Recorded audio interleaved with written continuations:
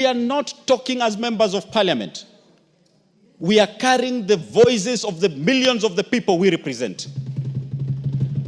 Honorable Speaker, we will not allow that this country goes to a point where the member of parliament of Kitutu Masaba, who is elected on the opposition side,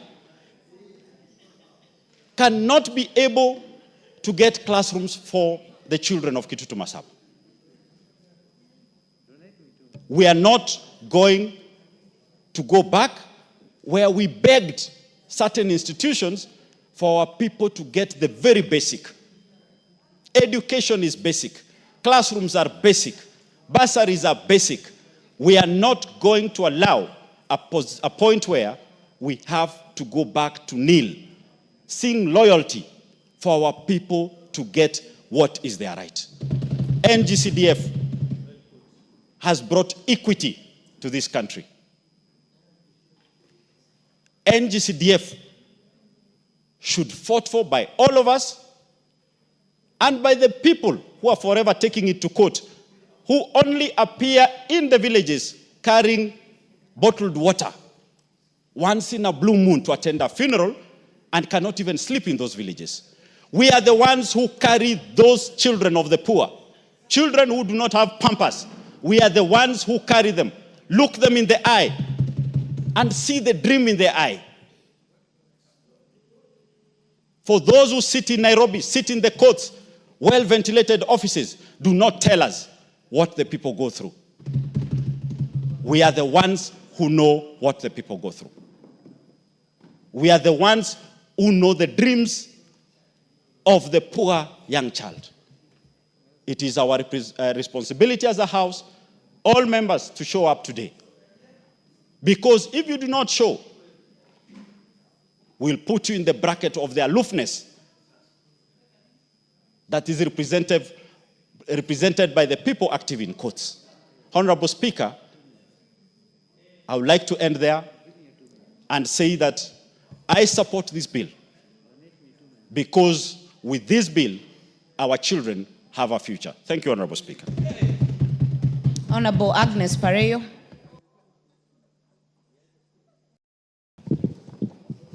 Thank you, Madam Speaker, for giving me this opportunity to contribute to the amendment, the Constitution of Kenya Amendment Bill. This amendment is going to help us or help the people we represent to make sure that they continue getting NGCDF. This is not money that is meant for the MP. This is money that has really made a difference in our constituencies. This money is seen like it is money that it is the MP that uses, but this is money that is run by a committee, a management committee with a fund manager, and they also use the public service officers, the public service officers and the community monitor and assure that this is money that is meant to them. When you look at our phones, we receive messages from students who are unable to sit for their exams because they know that this money is there and it is meant for them, and that money can support them in their education. So for me, I support the amendment of the bill, and I also want to say that this is money that is supposed and has really made a difference in our communities. This is money. If it were not for this money, most of my schools in my constituency would now have been closed for lack of toilets.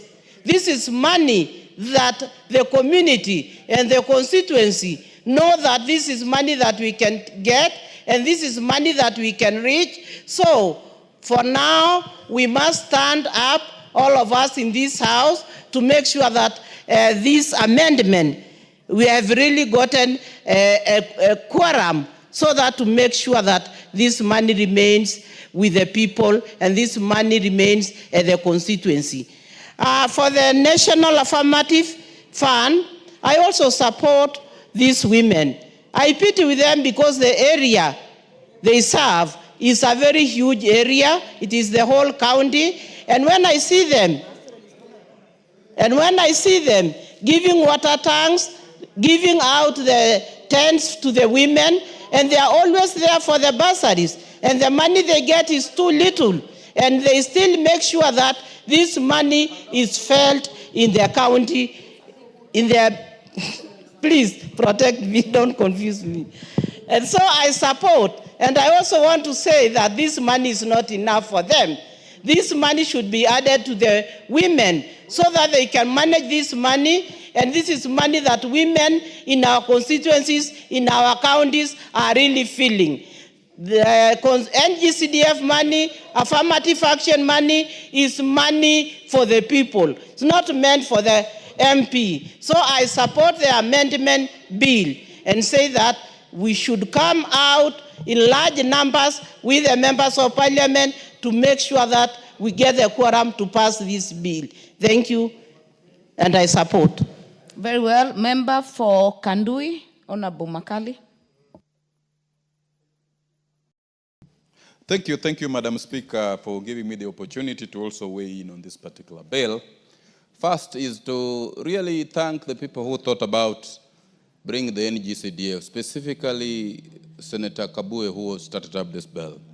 And thank also my senior colleague, Otienda Molo, and Chepkonga for bringing up this bill. Honorable Speaker. Honorable Anjala, you're totally out of order. Honorable Speaker, the Constitution is a living document. And Article 95 of the Constitution gives us power to discuss issues touching on the people.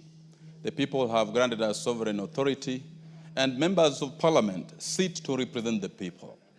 This bill seeks to entrench the three funds into our constitution. Why are we here in the first place? We have been a subject, this assembly and the board have been a subject of various disputes in court, challenging the fund. So as the representatives of the people, if a court declares a fund unconstitutional, who has the role to make it constitutional? Under Article 256, under which this bill is being brought, we have the power as members of parliament to be able to make what is unconstitutional to be constitutional. So in discussing this bill, Honorable Speaker, we are basically doing our part, making what the courts have declared unconstitutional to be constitutional. Honorable Speaker, arguments have been made that NGCDF Act offends the doctrine of separation of powers. Honorable Speaker, I wish to submit before this particular House that there is no absolute doctrine of separation of powers. Members of Parliament and this House have powers to make laws that will give meaning to what the people have sent them here for. And I submit before this House, Honorable Speaker, that even the judiciary, much as it's given up the role of interpreting the laws only, it has also a judiciary fund, and you'll find it actually executing projects within its docket. So there is no absolute doctrine of separation of powers. In also pushing this bill, Madam Speaker, you remember, Madam Speaker, we formed up the NADCO committee. The NADCO committee sat and it took views from members of the public and Kenyans. And Kenyans were actually very, very clear that we needed to entrench these funds in the Constitution. So in moving this particular bill, Honorable Speaker, we are doing nothing outside the law. We are simply giving wishes to the wishes of Kenyans whom we represent here. And as it's emblazoned here, we stay here for the welfare of society and the just government of the people. So we are giving effect to the wishes of Kenyans. Article 10 of the Constitution gives national values. And one of the national values is inclusion, equity, public participation. This bill, Honorable Speaker, we took it to the counties, all the 290 constituencies, and 98% of the Kenyans said we needed to entrench this bill, this fund into the Constitution, so that the naysayers can be given a break from taking this assembly and the board to the court each and every time over this particular bill. So we are giving basically effect to public participation, which is a national value. We are giving effect equally to equity, because all the 290 constituencies are beneficiaries of the NGCDF. And therefore, there is no constituency or there's no part of Kenya that is actually excluded from getting funds on account of NGCDF. So we are giving effect to inclusivity and ensuring that there is accountability. One of the critical things in this particular fund is that there is public participation at the grassroots. You remember, Madam Speaker, we used to have the focus on rural development, which failed during the Moi era. This fund is the only fund in which public participation is conducted at the rural level, at the grassroots level, and people give their views on the kind of development which they want to have. So it is a fund that really, Madam Speaker, we need to entrench up to give effect to the wishes of the Kenyan people who have elected us to be in this particular parliament. Honorable Speaker, there have been two agencies that have been fighting this fund, specifically the Council of Governors and the civil society. They have taken many matters to court in which we have been able to participate in. And their argument has been that we want to create a third level of funds, that there are only two levels of funds, of disbursement of government funds. That is the national government and the county government. We need to disabuse that particular notion that the funds that are allocated to go towards NGCDF are not from county funds allocated to the county governments, but are funds that are basically allocated to do national functions. And the NGCDF funds are basically only doing national government functions and not county government, and therefore there is totally no overlap at all. There has also been a misnomer, Honorable Speaker, that these funds are like loose change and pocket money for members of parliament. That is not true. Members of parliament are far way removed. This fund is domiciled in the treasury. There is a board that manages it. And there are CDF committees at the constituency level, up to the PMC level in each of the constituencies. So this fund is not loose change for members of parliament, as has been indicated. What the members only do is to do an oversight, to ensure that these funds are spent in a better manner, so that they are not misused, and maybe just oversee how the projects are being done. So members of parliament, their only contact with these particular funds is for purposes of oversight. And finally, Honorable Speaker, we wish to state that in amending this particular constitution, we are simply giving effect to the wishes of the Kenyan people who have sent us here to represent them. As the public participation process clearly indicated that 98% of the Kenyans wanted entrenchment of these funds in the constitution. With those few remarks, Honorable Speaker, I beg to support this constitutional amendment and urge my colleagues to stand up to be counted and vote for this constitutional amendment that assists not only the poorest people, but it cuts across the entire Kenya, that assists both the underdeveloped and developed areas, so that we can have equity in our national development ethos as we move on as a country. Madam Speaker, I support this constitutional amendment. Thank you, Madam Speaker. Member for Bomachoge, Borabu, Nolfason, Barongo. Mheshimiwa Nolfason, Barongo. Thank you, Madam Speaker, for affording me this opportunity to also contribute in support of this constitutional amendment to ensure that we secure the gains that we have made as a country in terms of development. Madam Speaker, last year, I had the good fortune of attending the 20th anniversary of the Constituency Development Fund.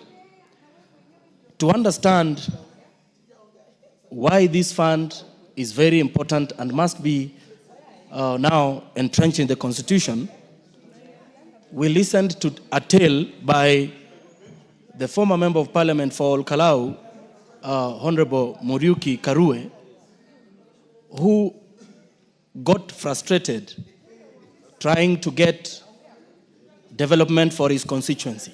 And every time he went to the treasury, he was told that his constituency will get development when the funds became available.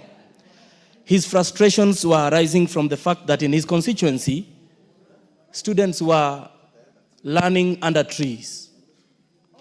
And today, Madam Speaker, there are, in so many constituencies, schools that have dilapidated toilets, and some of these schools are threatened by devolved units of closure because they do not have decent toilets. Madam Speaker, if we do away with CDF, Harambes will be back in full swing. We will now be required to conduct Harambes to be able to educate children, which is against the spirit of the Constitution in Article 43, where every Kenyan has a right to education, and also Article 53, where every child has a right to access free education, and that education should be compulsory. Madam Speaker, why should we take the responsibility of educating our children back to the public? The public right now is stretched financially. We are struggling, the Kenyans are struggling to put food on their table. It will be the wrong time, Madam Speaker, to take away this fund, because this fund has subsidized education for their children and assures their children of a better future.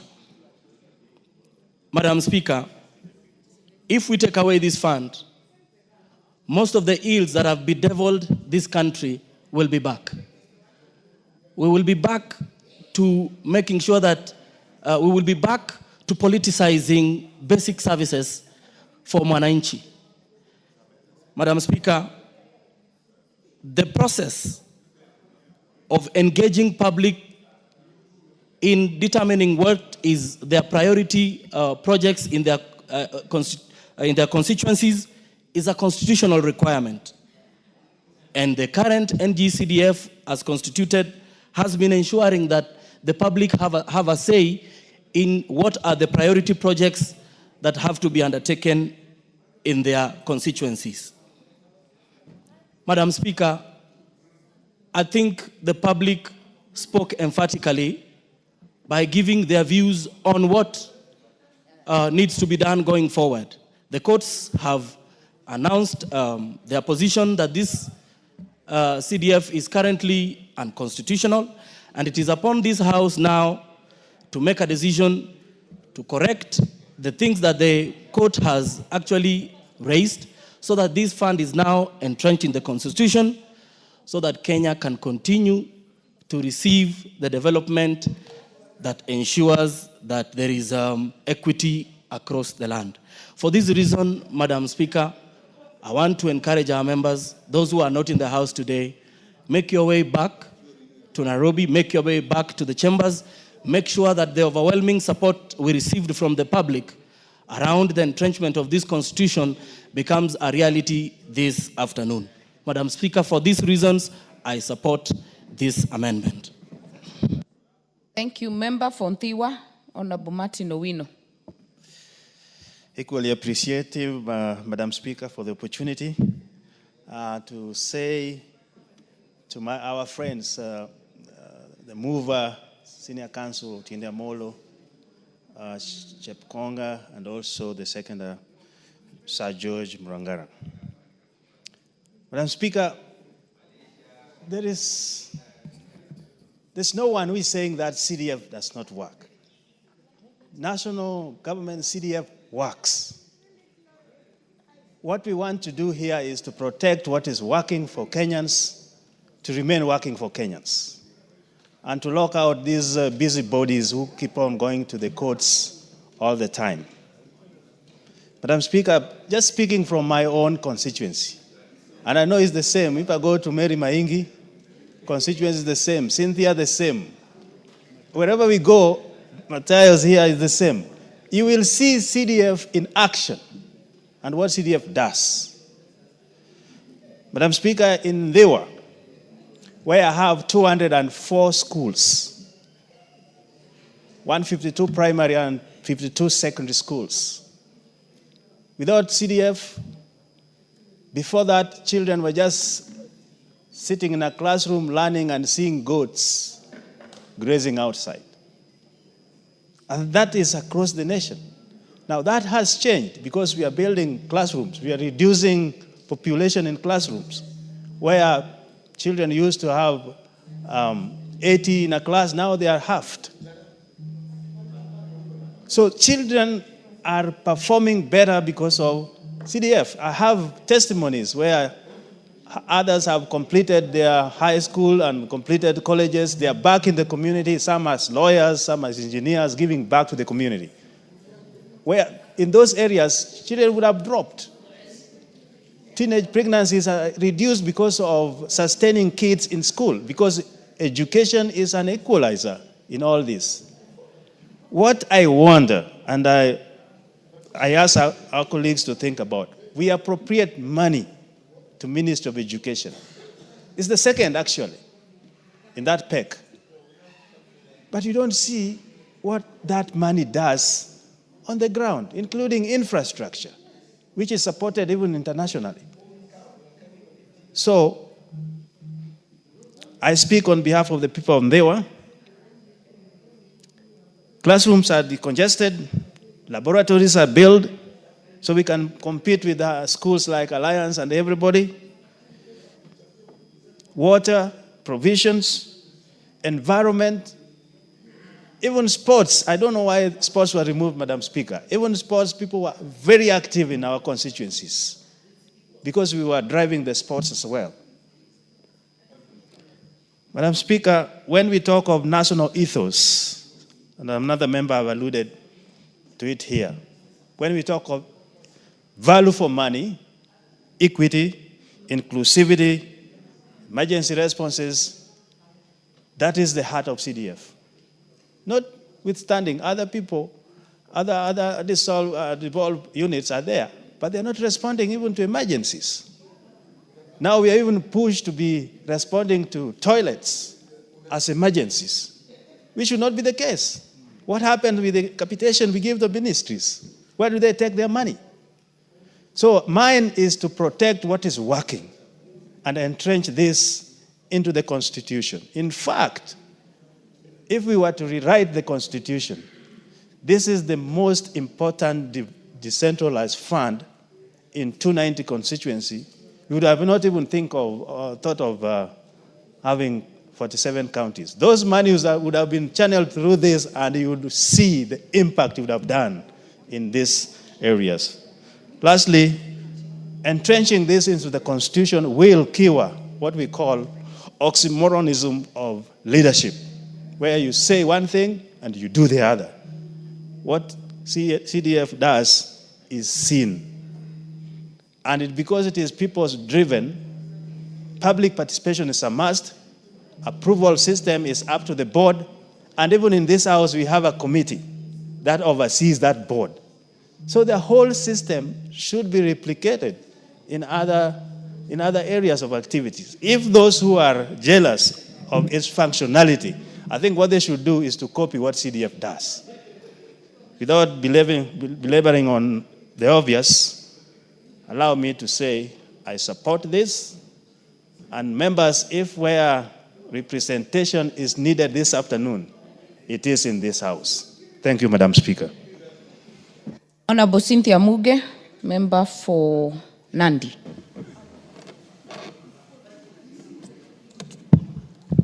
Thank you very much, Madam Speaker, for giving me the opportunity to add my voice to this very important motion on the floor of the House. I appreciate the Honorable Tenda Omolo and the Honorable Chepkonga for the very thoughtful time and sentiments they have been able to put together into this bill, so that finally, Honorable Speaker, the CDF, the NGAF, and the newly added Senate Oversight Fund, Honorable Speaker, can finally be entrenched in the Constitution. CDF and NGAF, Honorable Speaker, for so many years has been facing a lot of legal challenges. And this is an opportunity, Honorable Speaker, for us to be able to ensure that those legal challenges finally go away, Honorable Speaker. And we also deal with ambiguity, Honorable Speaker. And we also have to make sure that the people understand the structures of CDF and NGAF. Honorable Speaker, it has come to my attention that many people, even the beneficiaries of NGAF and the CDF, Honorable Speaker, do not understand how the structure works. And Honorable Speaker, that is why you hear members, especially the patrons of NGCDF, Honorable Speaker, saying that students text them on their phones.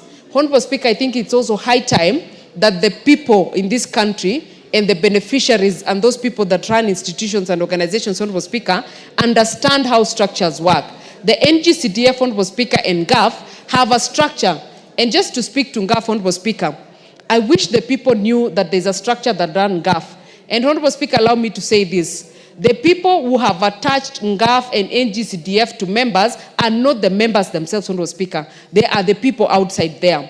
Otherwise, Honorable Speaker, if you look at the structure, there is nowhere the member of parliament, who is a patron of NGCDF, comes into the running of the operations of NGCDF.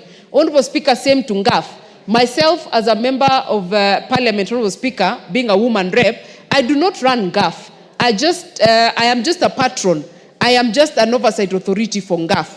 I make sure that all the monies that have been allocated for GAF are actually used for that purpose. I ensure, Honorable Speaker, that the percentages that have been allocated for women economic empowerment, Honorable Speaker, are used for that particular purpose. The money that has been ring-fenced, Honorable Speaker, for bursaries and scholarships, Honorable Speaker, are used for that particular purpose. And Honorable Speaker, I must say that I am in full support of entrenchment of GAF and NGCDF because the importance of those two funds, Honorable Speaker, cannot be gainsaid.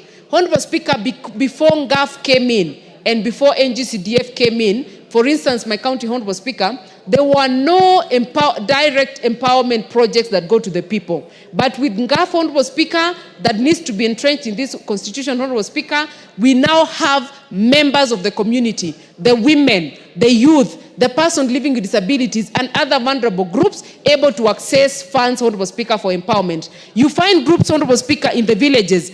A group like the Momba Boda Boda group in Tindred, Honorable Speaker, they have 300,000 shillings, Honorable Speaker, that they can use to better their operations as people who operate in the Boda Boda. Honorable Speaker, the Oasis Women Group in Kabiet now, Honorable Speaker, they have the capacity to be able to run their businesses, to be able to have money to invest in business, to be able to get income, and to be able to have money in their pockets, Honorable Speaker. Courtesy of this same GAF, Honorable Speaker, today, Nandi County is boasting of more than 700,000 seedlings of kahawa that have been given out under the Mama na Kahawa program in Nandi County Honorable Speaker. That program, Honorable Speaker, in the next 3 years, you will be able to see proper fruits. You will be able to see lesser people going to the NGCDF offices, going into the GAF offices to look for funds because they can be able to run they can be able to pay their school fees, Honorable Speaker. And Honorable Speaker, this is equity that we have always looked for and that we have always asked that we see it in every aspect of this life.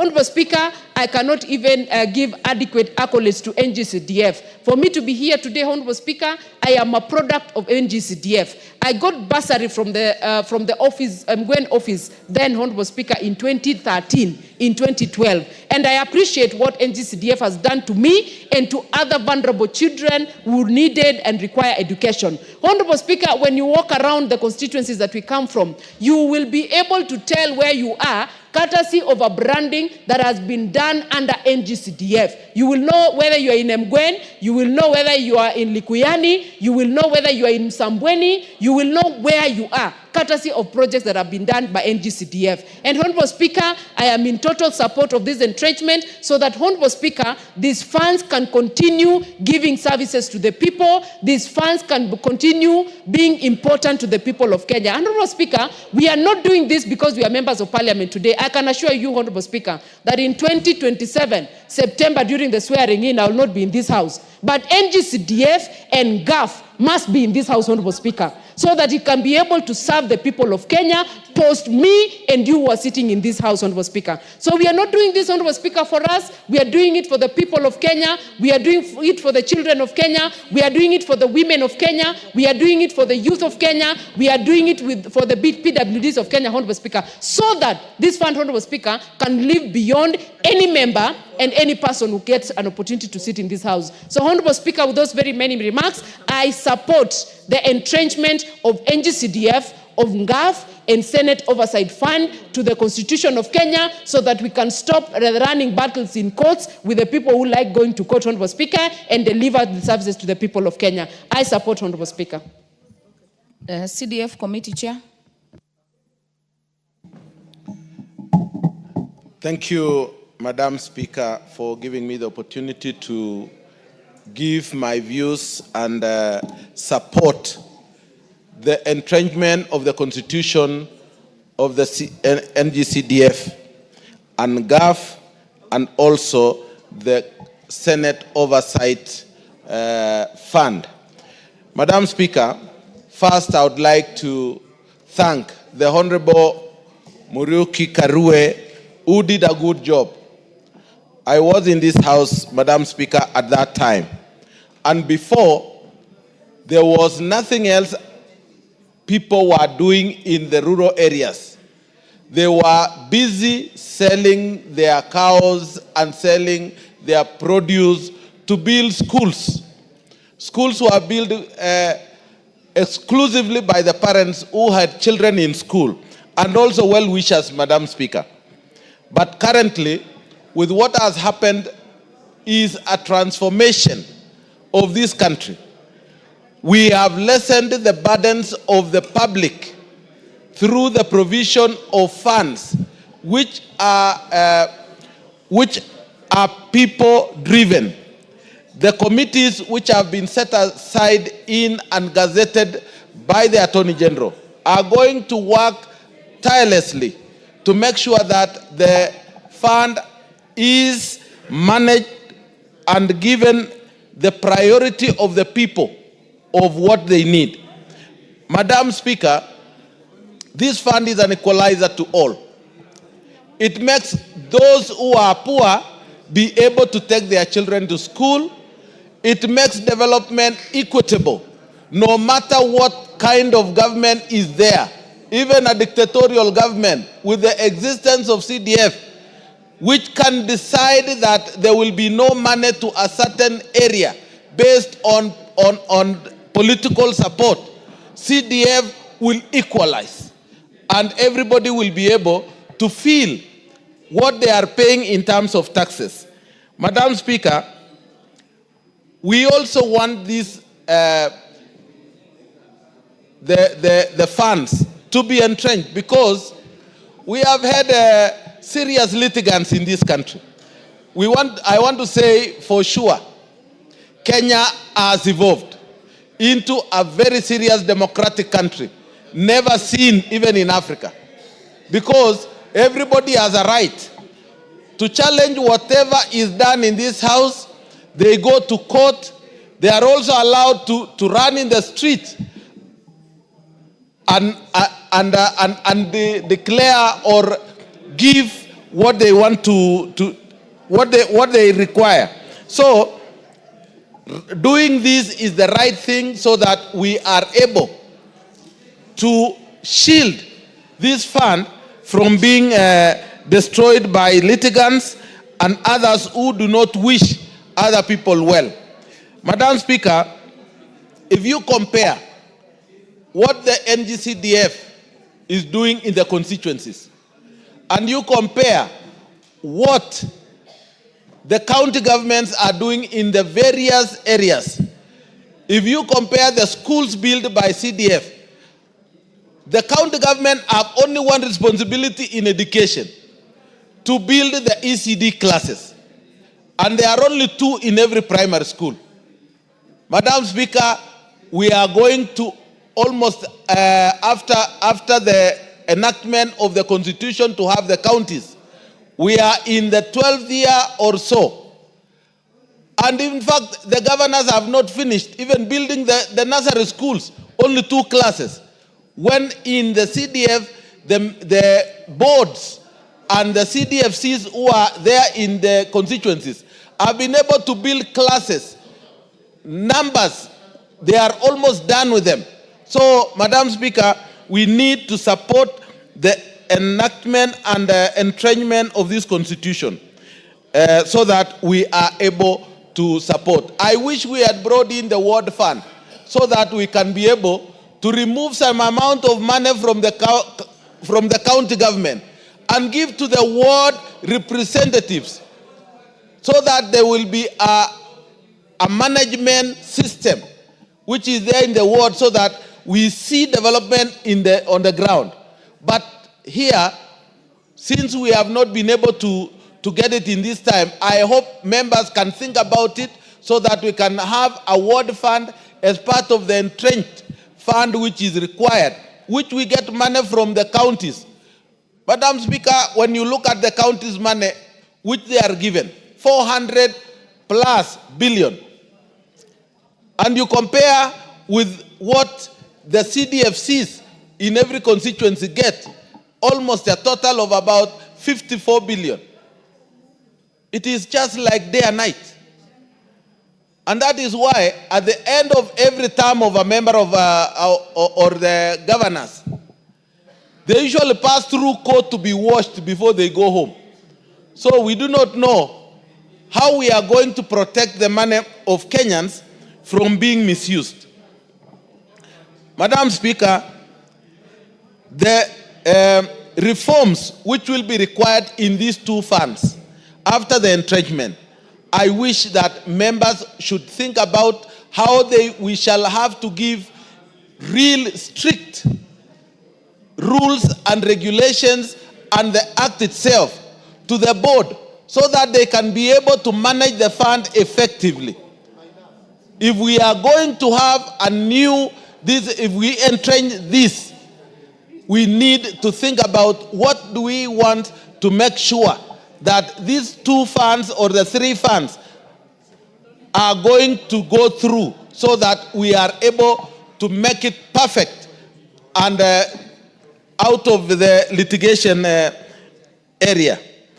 Madam Speaker, we want to say to make Kenyans live better, to make Kenyans have their children go to school, to make development of even the women community in this country and all other disabilities, the only solution is the NGCDF and the GAF, and therefore I wish to support that we do entrench these funds into the Constitution.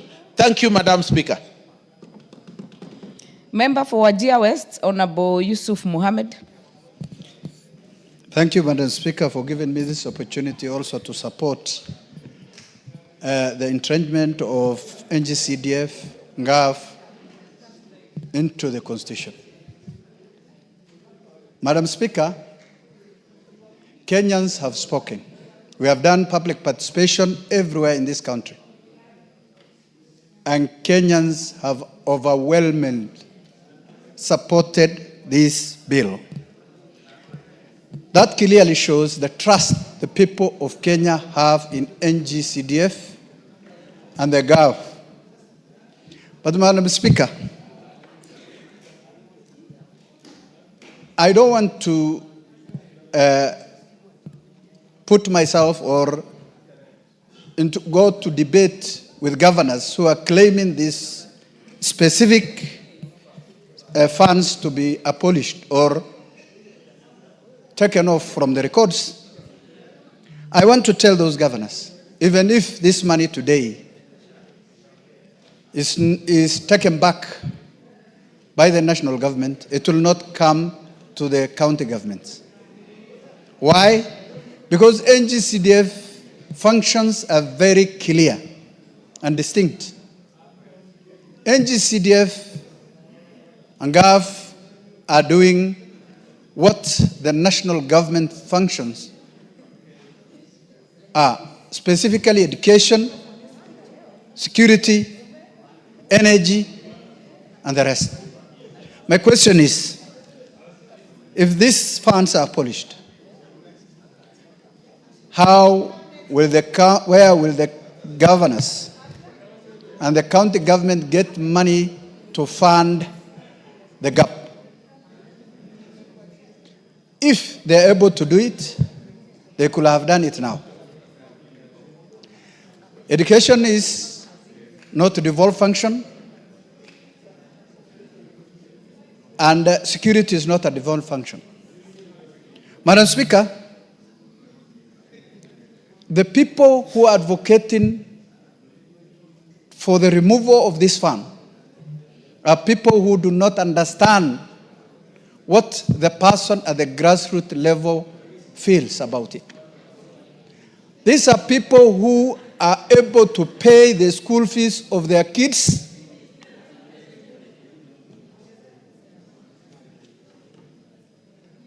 are able to pay the school fees of their kids, who are able to educate their children, who are able to do other things that NGCDF is doing for the people of Kenya.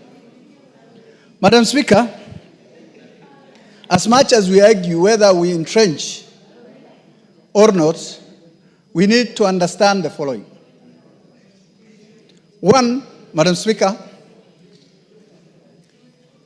are these funds meant for specific members of parliament?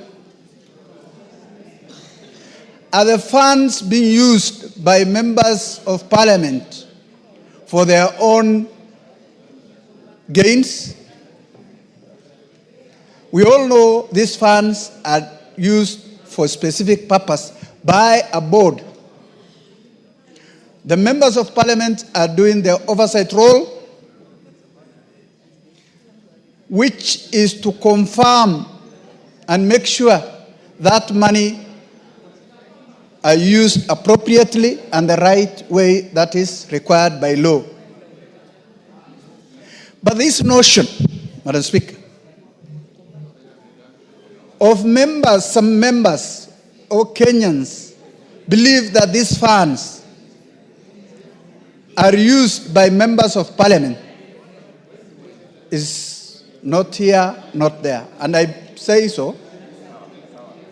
And if I may say, it's hot air. They know, but they're doing it because they don't want these funds to go to the village, at the village level. Madam Speaker, today if we say we abolish these funds, what will happen to the people of Wajir West?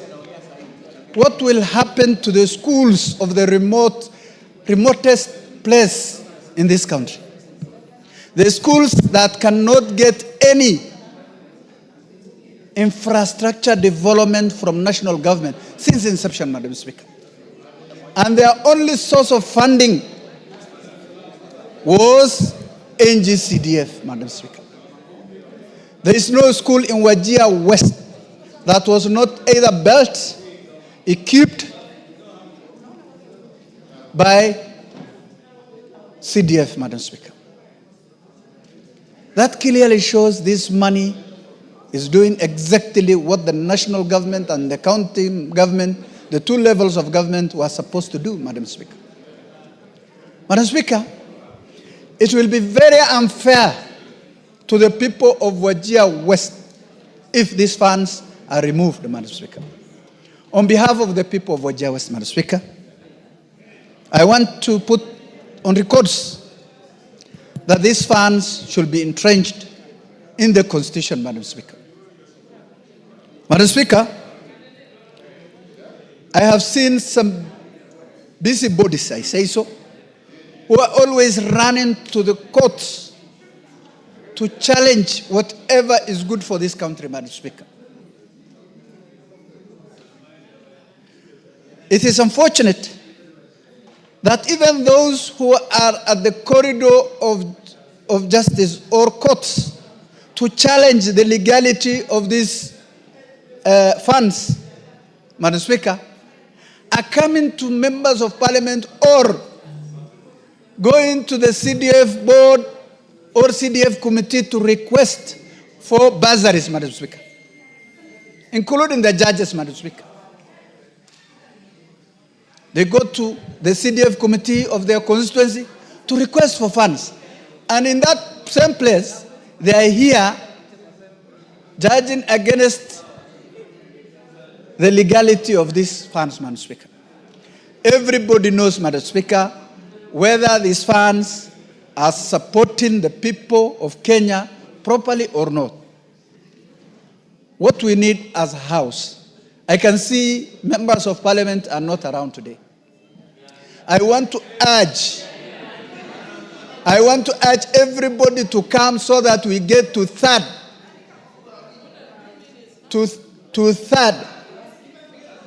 Most of the members of parliament should come and vote. Madam Speaker, I withdraw before. Honorable Beatrice Kemei, what is out of order?